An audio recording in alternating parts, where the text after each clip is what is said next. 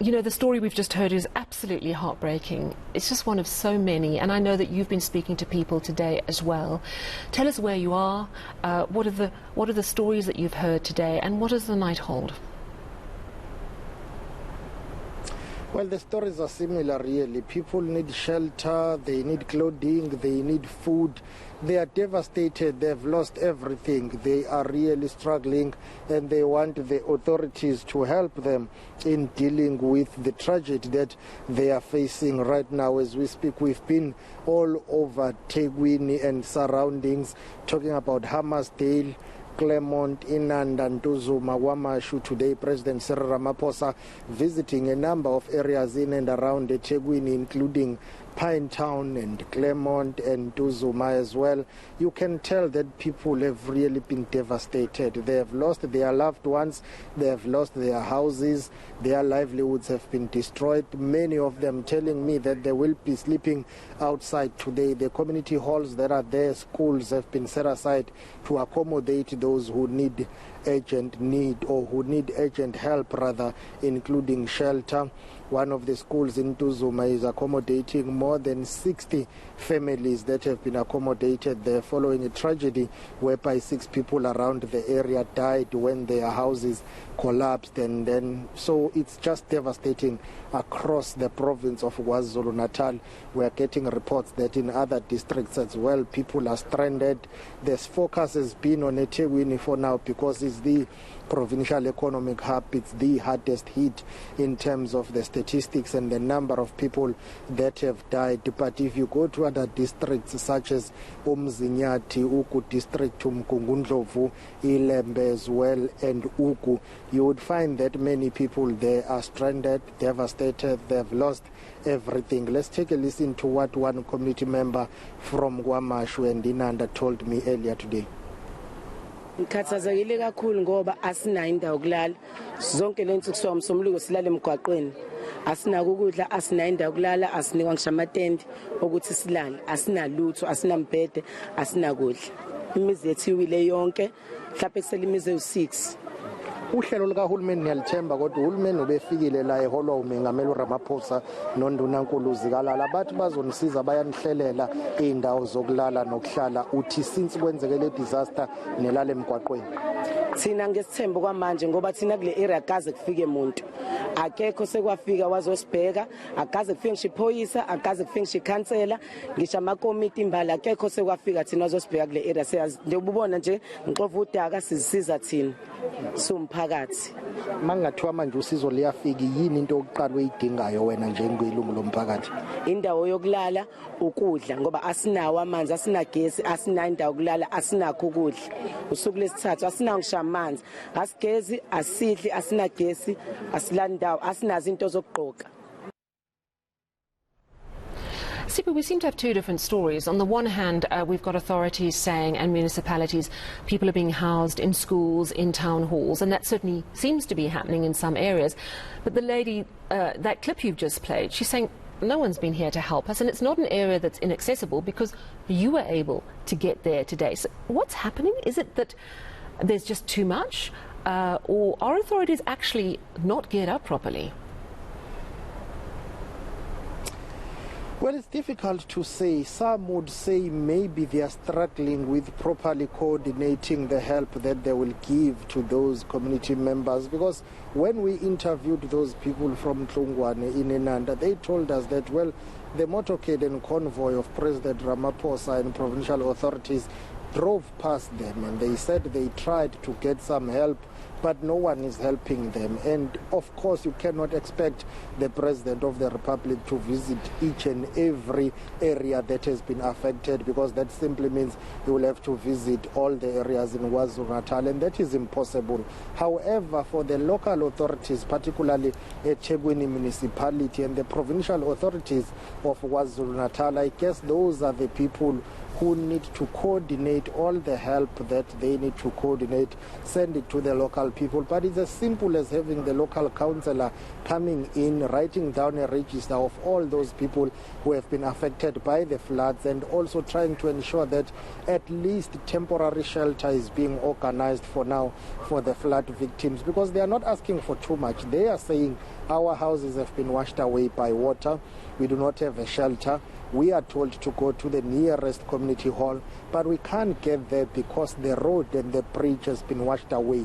How do we get there? Can we be assisted at least with transportation and other means of being ferried to the nearest community hall so that we can get some help? You know, the area of Etlungwane where that road basically was washed away in the middle, creating a huge hole in between. People are unable to cross there. So they are saying they've been asked to go across and register. However, it's impossible to get there. So you will have authorities saying they are doing all they can to assist the victims, which is true. Other people have been reached and they've been assisted. There are people who've been allocated temporary shelter. If you go to eNCA, Emawoti, some people have been taken to the community hall there. They've been provided with blankets and food. They've been helped. So it's not, entirely to say not everyone has been helped. There are those who have received help, but others are still left behind. They are saying it's been 3 days now without anyone coming to them to take, their details and their plight and try to assist them in the meantime. President Ramaphosa saying this is one of the worst disasters to ever hit KwaZulu-Natal. Let's take a listen. To spare nothing. We are going to make sure that we do everything that is required to deal with this disaster. And the economic part of it is another issue that we have to address. The road that takes almost 1,300 trucks a day to the harbor has also been damaged, so we've got to find alternative roads as we embark on the process of repairing that. So we are dealing with a calamity of enormous proportions here, but our government is getting into gear.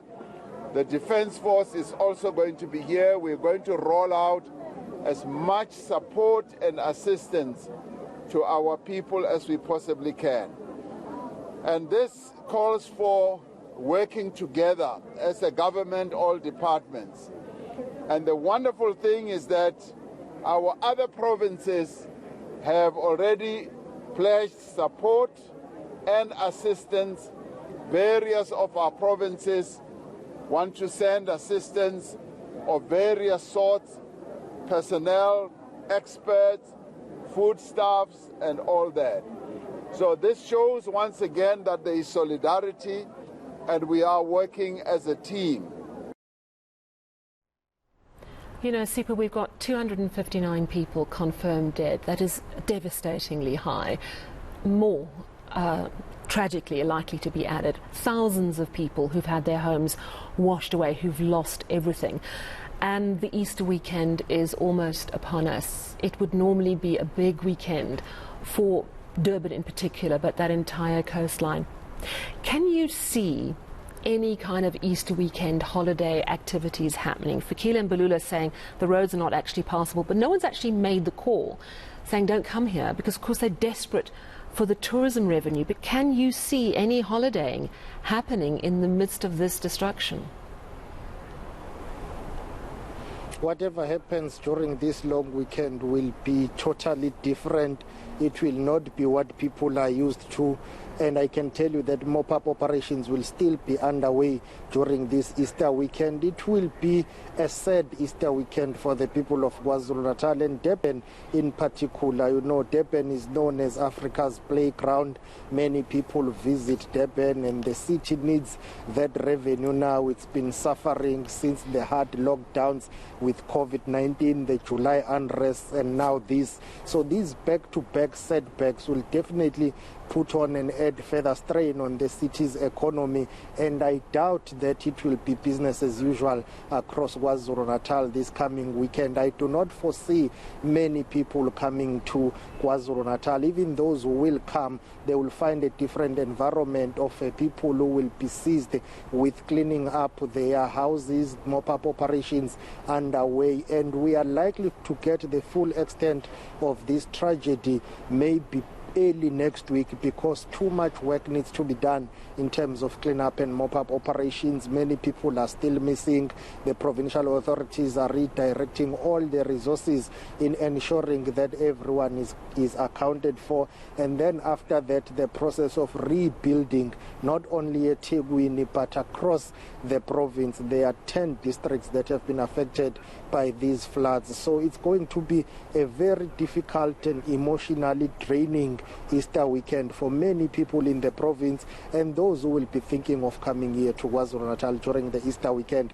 And it doesn't help that, according to the South African Weather Services, there could be rainfall this coming Easter weekend, and that is not good for the people of the province who are still trying to rebuild their lives after the devastating floods.